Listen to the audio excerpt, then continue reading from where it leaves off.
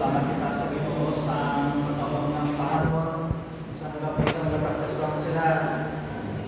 Sa ko namin silang sapon ng mensahe sa sinyo song. Lilim, mananatili sa lilim.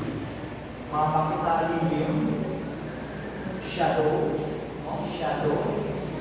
Mananatili sa shadow sa ito.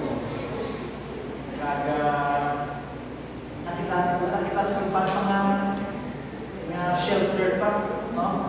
Sa life na sa shelter natin nga sa ito.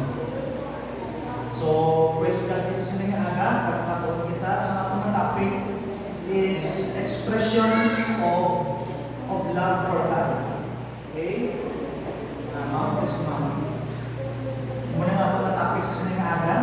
Kagamaman na text makita in the book of Mark chapter 12 verse 28 down to verse 31. Expressions of love for God. It is sining nga bulan, no? We celebrate not the love na makita natin ang experience natin in this world, the love of God, no? Na din-overshow yan sa sining kalibutan. Ang muna yung gina-express na, ang muna yung gina-experience na. In the book of Mark, chapter 12, verse 28, down to verse 31, ang muna yung nakakabasa ko nila. If you have your Bibles with you, or Bible app, no, in your phone, please open the book of Mark, chapter 12, down to verse 21.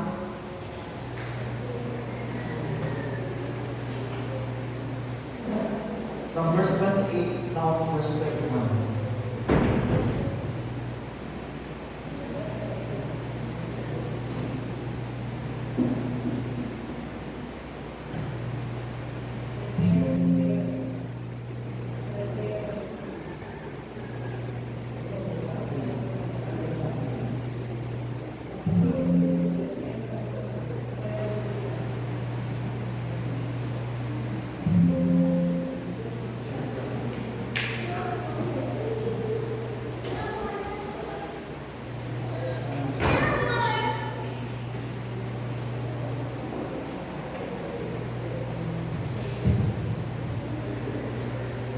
Basa mo from verse 28 down to verse 31. No? Kaya ako sa mga Bibles.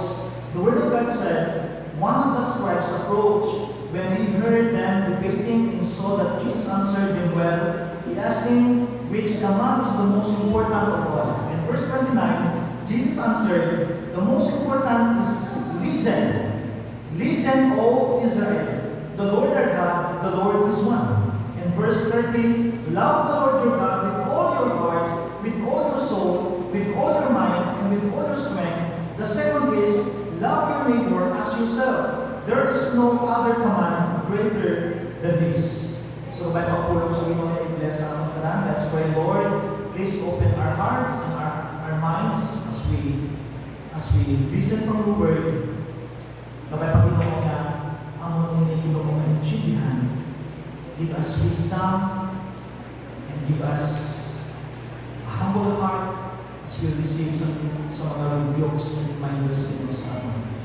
Be with us as we continue in Jesus' name. Amen. Now si William Barclay, may hambal siya sa iyang quotation. Sila niya, we may well say that here Jesus laid down the complete definitions of religion. Okay? Religion consists in loving God. Now, sometimes as Lord Jesus Christ nag-lay down, okay? He laid down His life for the ransom of many, okay? And those people, those person na nag-receive sa iya, okay? Sila ng mga tutuon nga religion. And you, me, and all of us, na may aras ang Jesus, nga ang true religion, makita lang din sa kay Jesus. Amen? Nabuto sa likod, gusto niya i-tie again, i-unite again, ang mga person na ang mga people na nag-scatter abroad,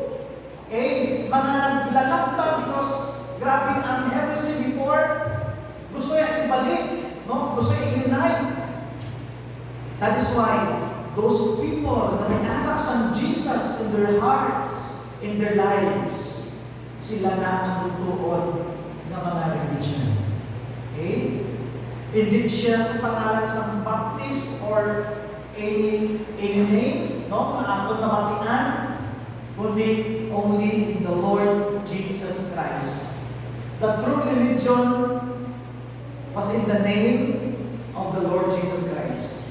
Natin ang makita, okay, a Jewish scribe, an expert in Jewish law, may isa sa mga mamahamutra kay Jesus Christ, ganyan, what was the greatest commandment? No? Sa sininga pasal sa bibasa ng magulang, what was the greatest commandment?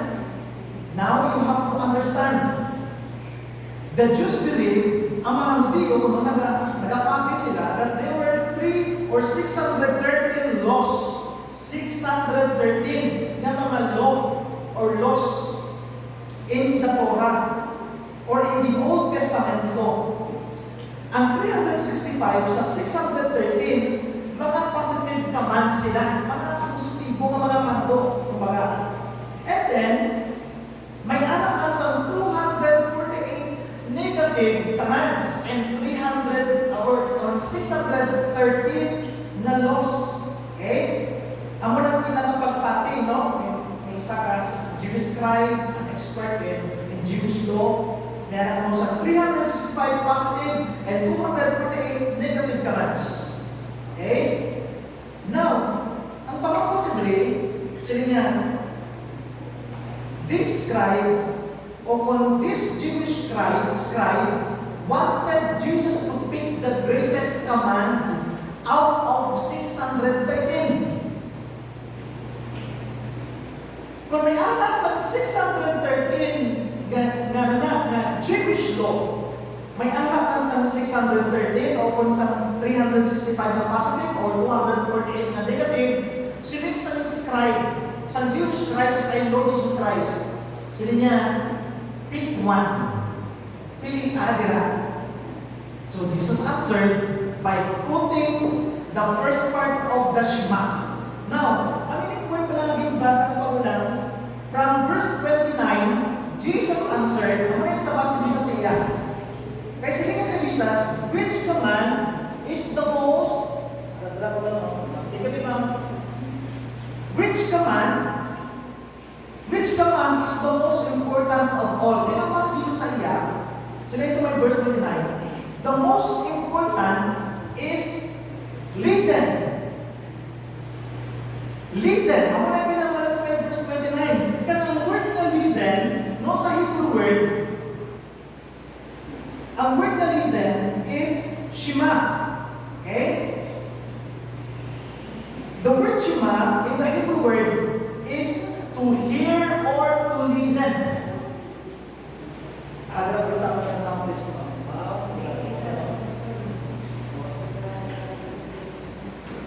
So ang word na Shema in Hebrew word is to hear or to listen, which is the first word in Deuteronomy chapter 6 verse 4. Ang reference from Deuteronomy chapter 6 verse 4. Na ang ginbutan nila sa may chapter 4 o sa may verse 4 sa chapter 6 sa Deuteronomy, listen. Shema. Listen or hear. Now, the Shema is the most important passage of Scripture to the Jews. Bakit niya important niyan? Basta yan ang mga nila, magbalik nila, ang ilang ginanimuon na yun. Listen, listen, hear, automatic din. Eh, grabe ka importante din para sa ilang. And every Jewish service begins with the Shema. Kada ka na magsugod na ginawa mga service, o kung mag-servisyo sila, nakasugod din sa Shema. Shema.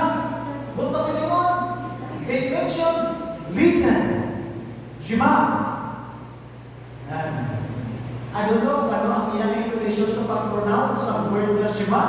Ma-akig siya or may command? Sino may command? Shema. Oh. So, makita natin rin na the word Shema or the word listen, yan nag-aakit nila sa importance. Ang mga natin sa tabla sa inyong mga classroom ng teachers, no? Sa inyong mga homes, no? Listen! Mga bata, sa inyong session, listen! Pag nagkinahod sila, listen! Okay? Kung nagkinahod sila, ang mga listen! Pati mo! So this is the word, Shema. It is the first passage that every Jewish child commits to memorize or to memory. The Shema is so important.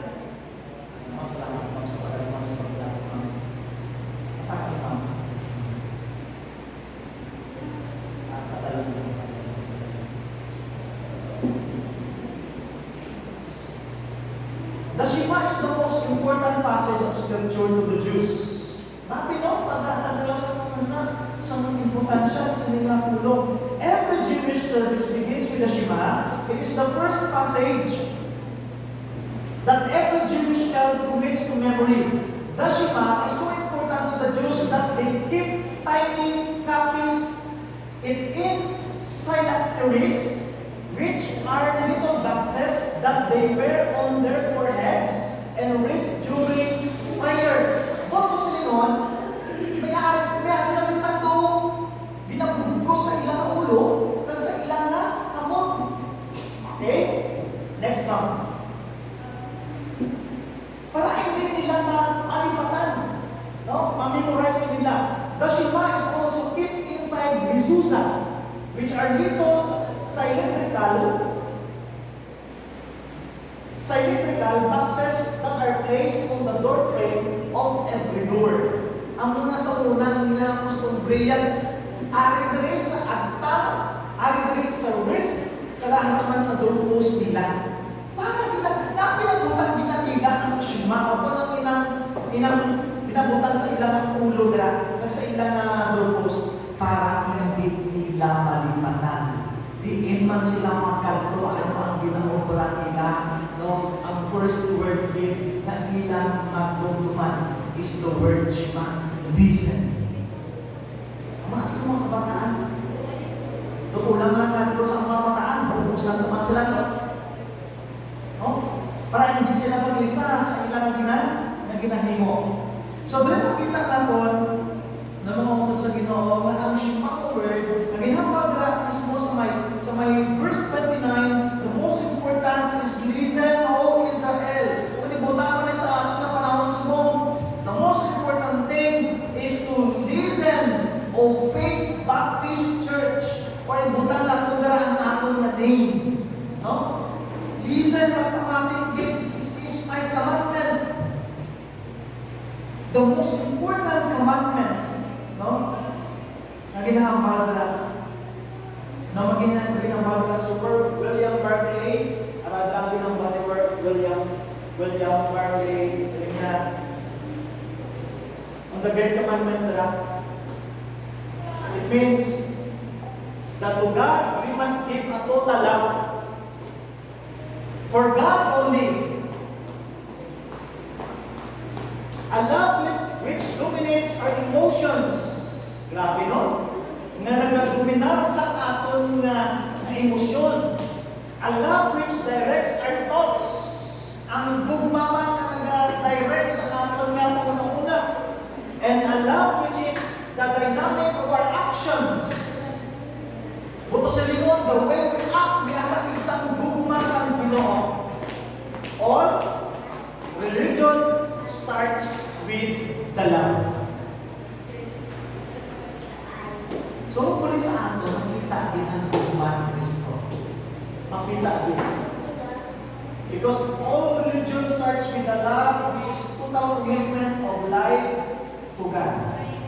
So, what does it mean to love God? Ano kaya ang bukod sa Ginoo sa pangigugma sa Ginoo? Parte ako sa aking introduction. What does it mean to love God? Number one, love God is delighting in Him.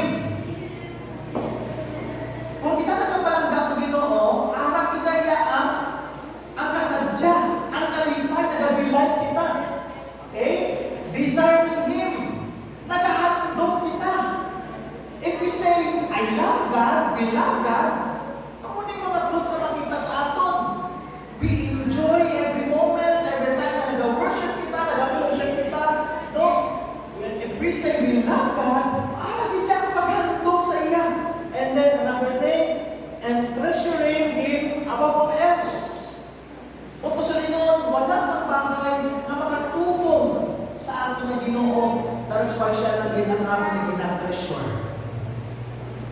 And then it says, loving God is a delighting in Him, to be fully pleased with God, to esteem Him higher than anything else, to adore everything about Him, all of His ways, all of His decisions, all of His commands, all of His attributes.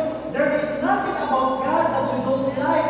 You are fully pleased with Him.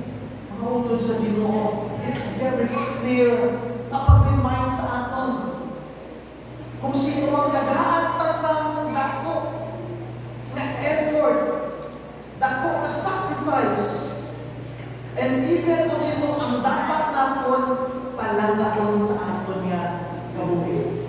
And ang tanong you are fully pleased with Him. All decisions, all commands, all attributes, all wisdom sa Ginoo lang din. Sa Ginoo lang din. And then number 2, makikita natin, what does it mean to love God? Number 2, pinatang mali, ready, read. Loving God is desiring Him more than anything else. To want Him more than anything else. To desire to be close to Him, to know Him more, to be more pleasing to Him, to be more like Him. Without God, nothing else matters. You want God more than food and water. You want God more than wealth, luxury, success, pleasure, fun. You want God more than a nice car or a nice home. You want God more than season tickets. You want God more than good health, more than freedom, more than life. And truly, above all else, only God can satisfy our souls. Wala na sa iban pa. Dito na nakita, all things in this world na aton ma-receive, okay? Aton ginayos, or anong aral sa aton, nothing can compare sa aton na Ginoo. Ang ginaway ko na, more than freedom, more than life. More than freedom, more than life. Ang muna ang aton na Ginoo. And the third, kalawang kita natin, is third. What does it mean of loving God? Loving God is treasuring Him above all else.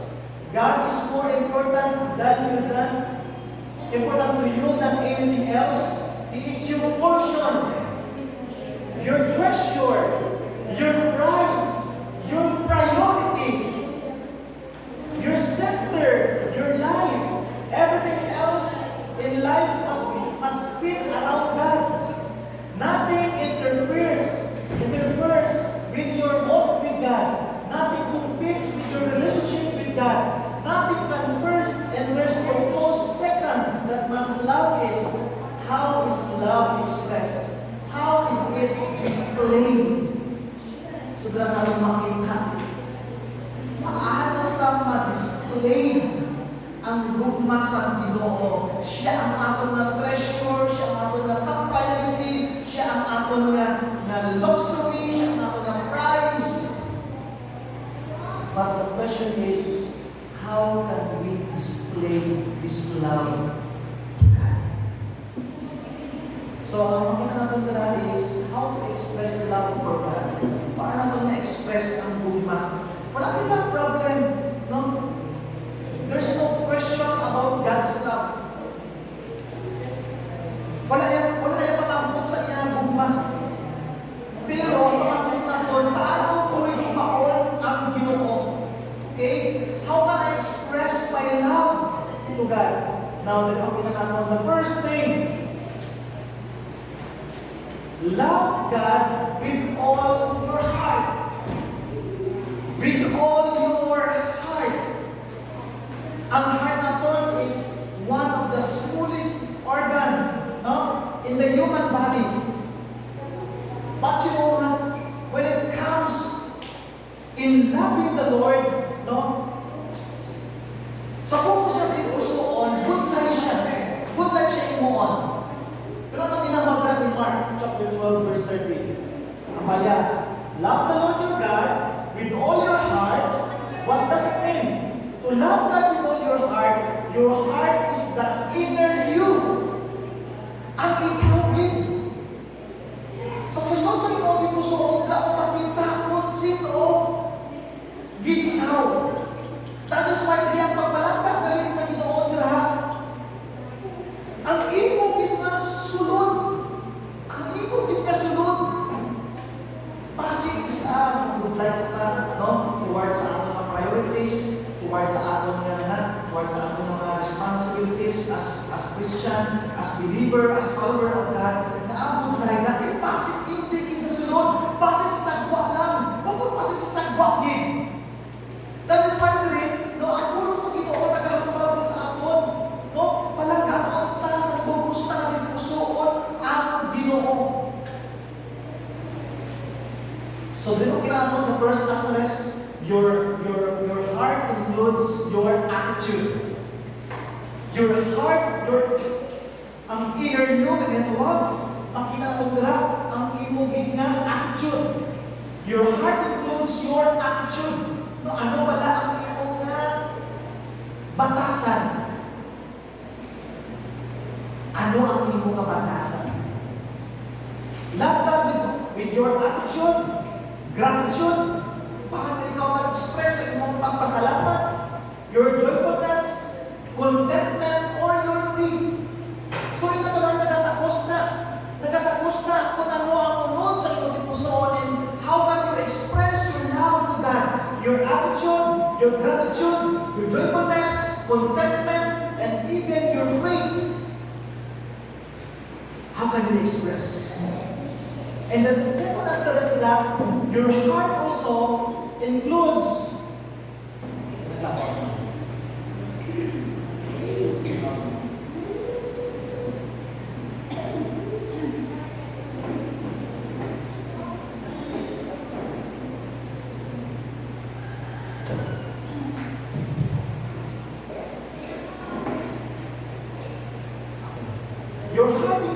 your thoughts. Hindi lang attitude, kundi ang imo ni pusoon ra, abaya ang imo ang muna. Love God with all your thoughts.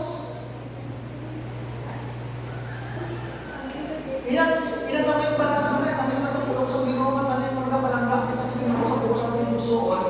Hindi lang sa among attitude, no? Na mag-akit sa among attitude niya may maging expressions of to love God. Kundi sa ating mga thoughts, no, makapapagsa makita pala na nagadayaw ka sa Ginoo kontra, na nagpakita, na nag-express na kita, nagapalangga sa iya, no, nagating kita, ano magulit ka sa ministry sa Ginoo, no, your thoughts. But somehow, ang ating pumuna na ini, no, we're contaminated sa anong nagkatabok sa palibot, no, nagdamo sa direksyon, damo sa nag-a-appear na hindi manami, ang nag-abubo na natin ang mga pagkasaman. Pero dili, ang puno sa Ginoo nag-ahambal na to love God with all our hearts, no? Even sa ating mga thoughts, sa ating mga pagpaminsan. Think highly of God. Sabi, no? Pagkinisarong tayo Ginoo sa mataas ang Ginoo as highly as possible. And keep your thoughts pleasing to God. Ano yun? Ang pangunguna na nagpaminsan sa pagdayo sa ating Ginoo. Hindi lang attitude, hindi lang thoughts, even includes your motives. Ang ating na mga motibo. Now, your why you don't do what you do. Love God for the right reasons and serve God. And serve God for the right reasons. Right motives. Kung anong mga motibo natin, kabay pa ina na nakakita sa pagpalanggan sa Pwede yung isa may arapin man sa mga sa motibo na hindi manangin. No?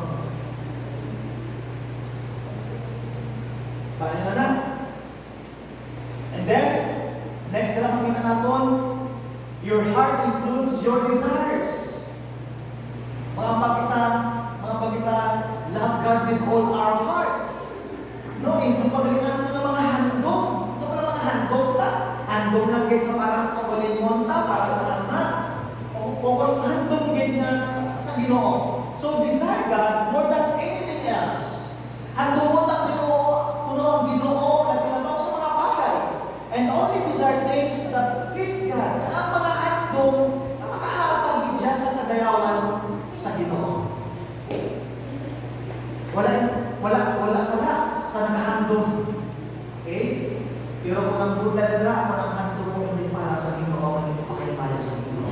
Pero din, ginatuluan kita na maghandog din kita para sa Ginoo. Hindi lang attitude, thoughts, hindi lang motives, hindi lang desire, kundi last is your affections.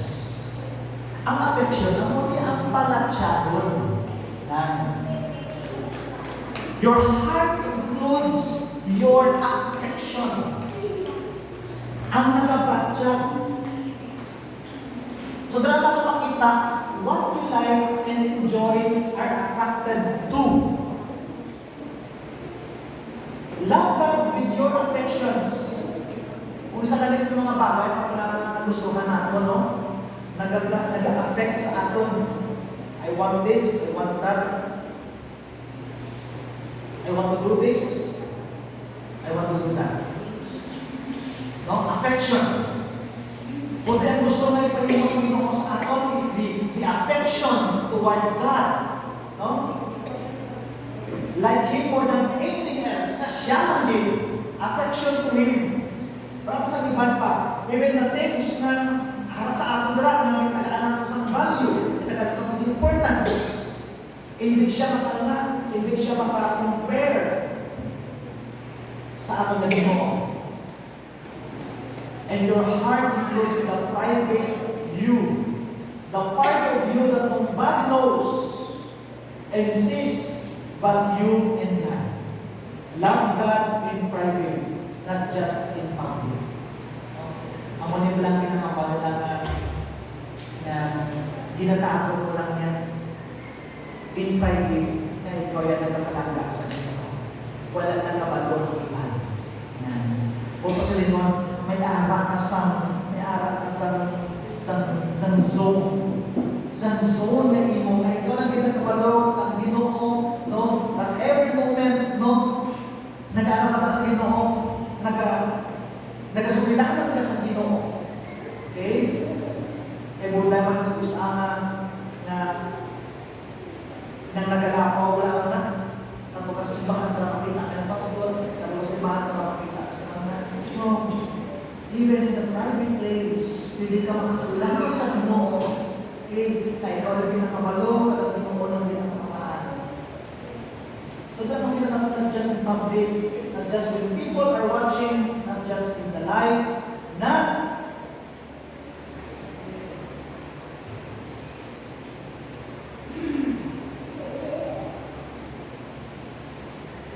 just on stage, but when you are all alone.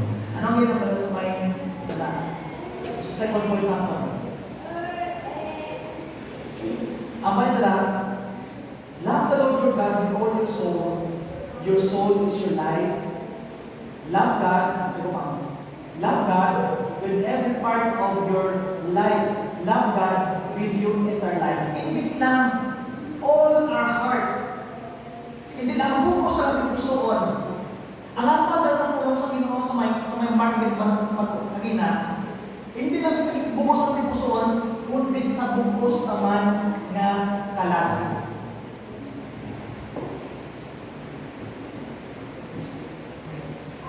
Sa bukos naman mismo nga kalag. Okay? Amo na ang pinakambali sa may sa singa passage. Love God with all our soul, with your total life, with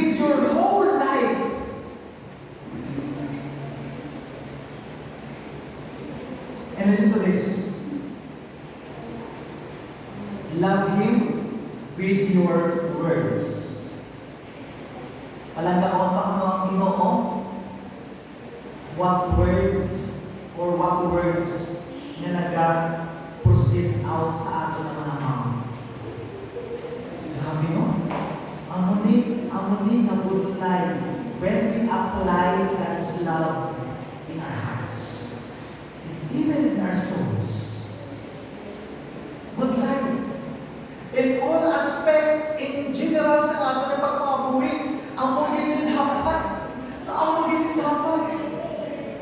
Sa bugay lang din sa kanungan sa Ginoo para ma-apply natin kag ma-show up ka sa iba na mga tao so that everyone knows that God's love ngunit nag-overshow sa aton mismo. Ipakita sa Ginoo sa aton. That's why nagpakita naton, love Him with your words. Dapat ang aton ng mga words kapakita nagpalangka kaya sa aton ng Ginoo. Love Him with our actions. Okay, kapatid, ano mga ginahin mo? Anong mga acts natin? Dapat apply din apply din ang pagpalangga.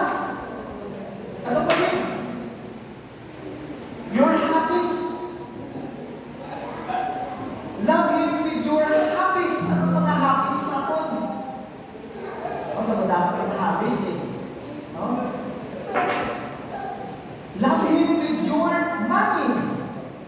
Love Him with your wealth or health and fitness. Love Him with your thoughts, your sexuality, your relationships, your possessions, your career. Pakita niyo pa rin. Love Him.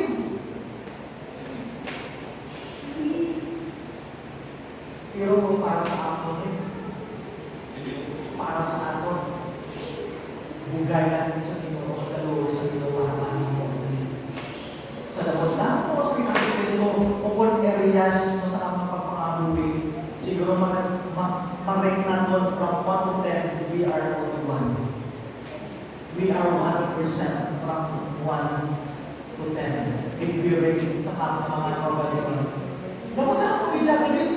Isa na din, hindi kita aware mo na mga words, ano ang mga actions, ano ang ating mga habits, ano ang mga money, or money kaya kita sa ating health, sa ating mga pagkakuna. Wala kita ligamaan, nag-overlap na kita. Kung yan ang bakit madalas ang ito mo, love Him, love Him, love Him.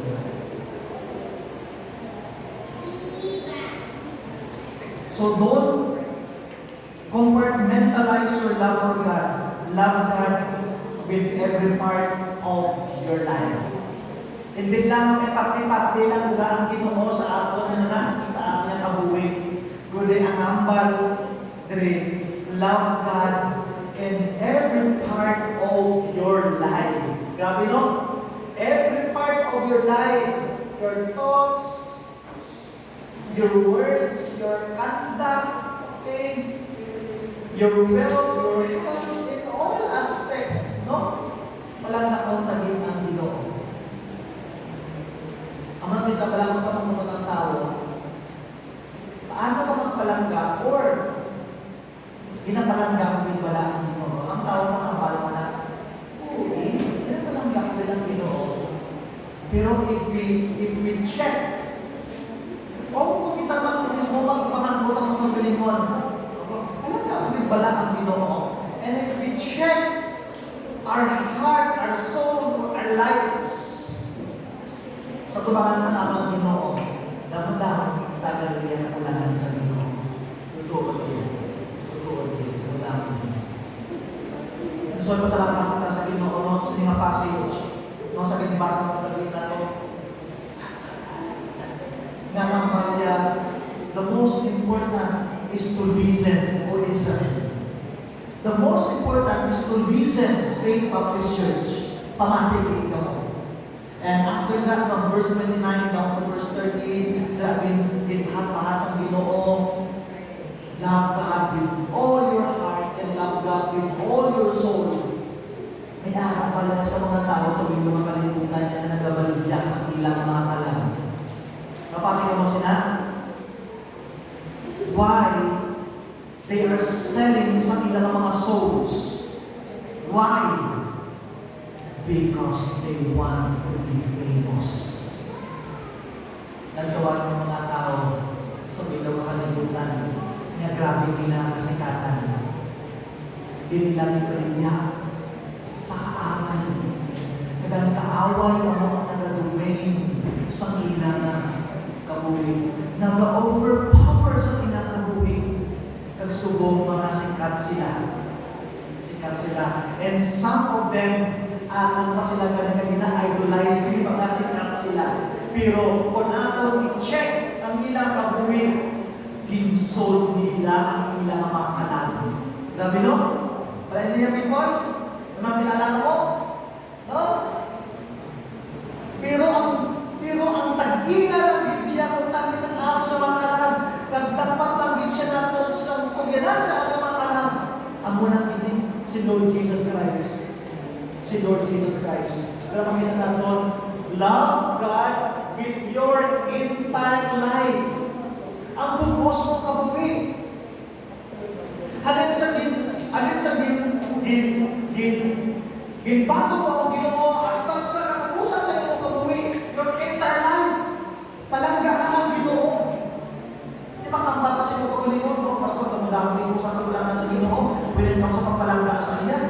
Kamudang kay Pastor, kamudang mo sa mga aspeto, kamudang mo sa mga area sa kabuhi ko. Nga nagkulang sa pagpalangga sa iya. Mabapito. And you and God, ikaw na ang sa imo ang comfort zone. Ikaw na mismo makahambal sa Ginoo. Lord God, pakulangan ko sa kakulangan sa imo. Patawaran ang Ginoo. Pakulangan ang Ginoo sa pagpalanda sa imo. Patawaran ang Ginoo sa imo. Ako na lang, sa ako lang, kung madadala sa regalo sa imo mga partner. Wala sa pamilya-pilin. Mauubos pa na tanan ng kwarta kasi nakakatulan sa iya. Diba? Isa may ginagawa ng okay, isa may sa chocolates na atag, isa niya dalaman siya dito sa mall, no? Ganda ka mga duwa, kakao ka mga duwa. Grabe ang iyong mag-passion when it comes sa pag-express ng pagpalangga sa iya. Magkinuwa, our God is more than anything else. And even sa iyong wife, and even sa iyong husband, dapat nila nilabaw nila ang Ginoo sa pagpalangga. Sa pagpakita sa aming pagpalangga sa iya.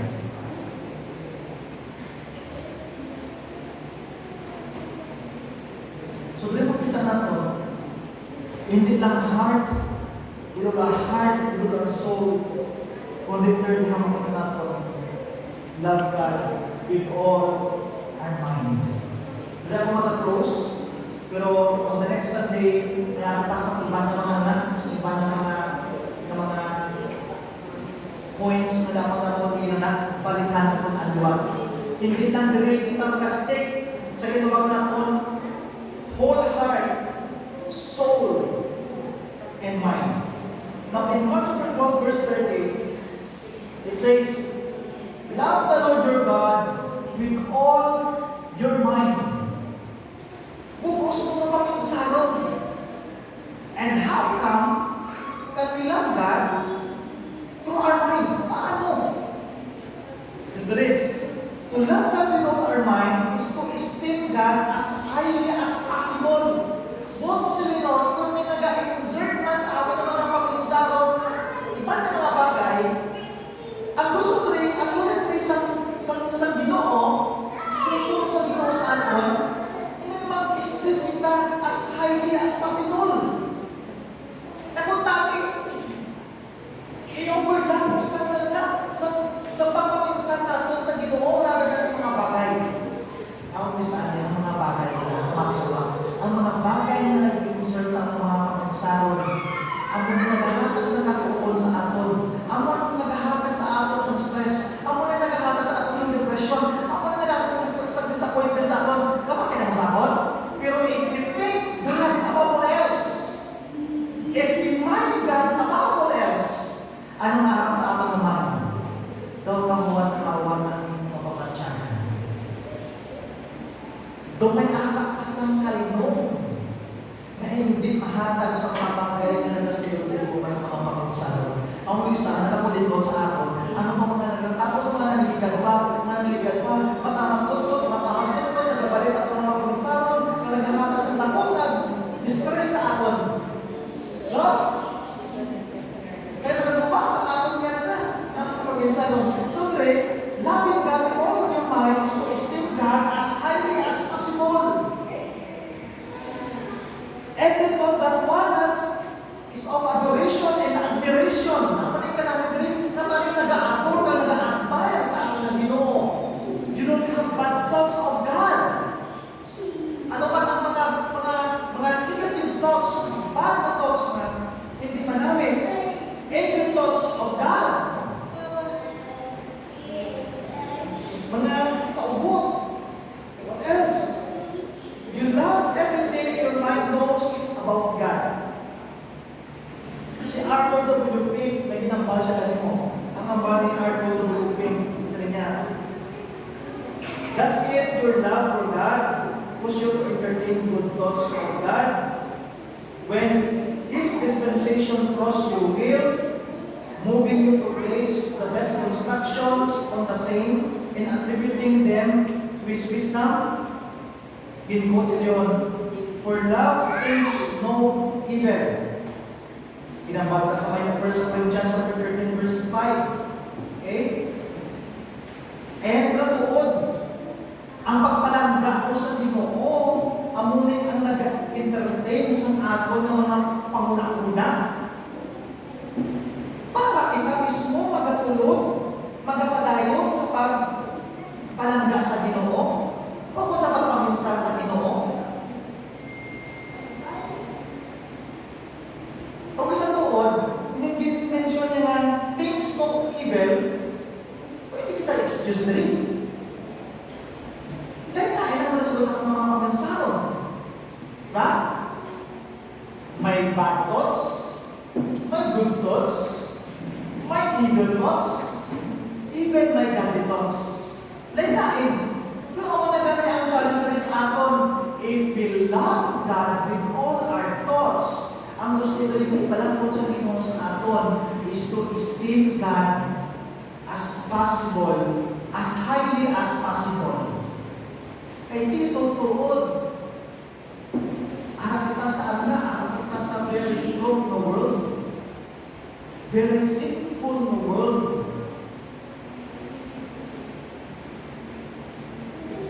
Kung kita magskan sa mga Facebook, kita magskan sa mga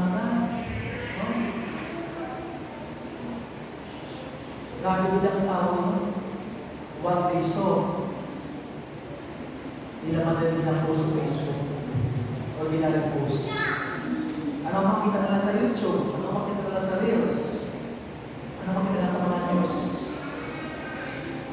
May amin ang post nila. Bisan hindi man namin makahatag sa, hindi man namin makakunin sa tao ang mga view na ginag-post nila. Kaya ginakwapahan nila. Grabe, no?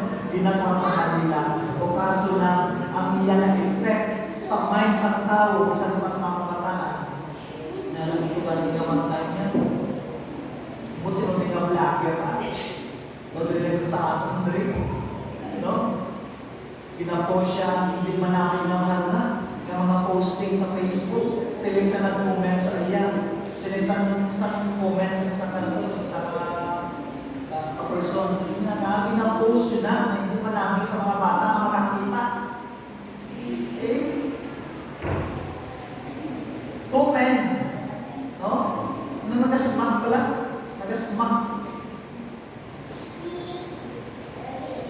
Two men, sige nakita yan, lalaki, tapos i-post mo yung mag-video na nag-aamong mo na nagawa. Makita sa mga kabataan, paano mo nila makita natin ng mga kalasuan? Then, makakita natin ang isa na nag-generate sa ating mga pagkansaro, nagawa na nagapaigo sa pagkansaro sa tao. So, dili makita natin love God with all our hands. Next, Sunday, with all our strength. Kaya din natin makita pala when we say, love God with all our heart, with all our soul, with all our mind, and with all our strength. Ang mga apat na dimensyon dira. Okay? Amo gini apat na dimensyon dira. Now, ini apat na ini, dapat hindi makita sa atin ang kabuhi bilang mga Kristohanon. Okay? Hindi lang sa aton na hindi lang sa aton nga, hindi lang sa aton nga, na soul, hindi lang sa aton nga, heart, hindi lang sa aton nga mind, even sa strength. Dito palagi na, gina-spend ang strength naton.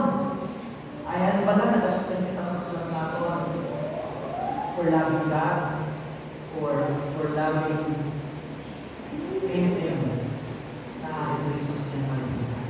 So next Sunday, ang itakbo ng inabagay. So kapag magkapangin papawin as we celebrate sa God's love sa mga tugig, no? There's no problem about sa love sa Ginoo sa atin. There's no problem. Yes, grabe gift. Very abundant, no? Unconditional. Amo na po mas Ginoo sa atin. Ang ato ng bintino na kagaan sa emphasis, no? Sa ato na life. How can we express sa pagpapalangag sa Ginoo?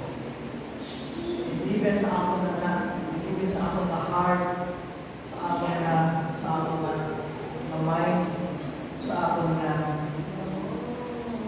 strength, no? Nakapila natin sa Ginoo. So next Sunday, no? Please invite natin ng iman, no, ng mga tutunan natin to join with us sa pag-counseling. Next Sunday, natin loving God with all our strength. Hihinta kita spend more in our strength. Hopefully and prayerfully sa aton natin na Ginoo. Wala sa mga may mo ito sa mga kalatuan. No, taas mo kita. Isa ka rin kung tayo kita. No? How much more na para sa Ginoo na ingay kay nakasang takbo na account dito sa ibabaw. So, by next Sunday, no? Magturo kita yung tackle sa sinayang passage. Let's pray, Lord, sa lahat ko. Sa inyong magpulong na nalimay sa amin sa inyong. Thank you, Lord, sa anong sa amon na ang life namin bilang mga Kristohanon, Lord, dapat may ating Ginoo sa takbo na importance. Kaya kami, Lord, magkalangka sa imo sa bukos na mong pusoon, bukos na mong kalag, bukos na mong ito mga pangunguna. Labi na po sa mga bagay na may anak ng Diyos. Ginoo, buligin kami. Sa imo lang din, bugay, naluoy, kami Ginoo, magapalayon, magapalayon sa kami kumasan. Bless kami tanan, kapag Panginoon, wala asing may makatumpara sa tumasang Diyos kaysa sa mga bagay na ara sa amin. Ginoo, salamat namin. Palusan na namin Diyos, pagbalikan na namin sa kalugmangan tungkol sa unconditional love na nakita mo sa amin sa sinanalimutan. Ginoo, salamat, kapag sa mga linggo, Ginoo, pagturo kami sa pagduraw sa inyong tulong para Ginoo ang amon pagtuma, pagdadugang, wala sa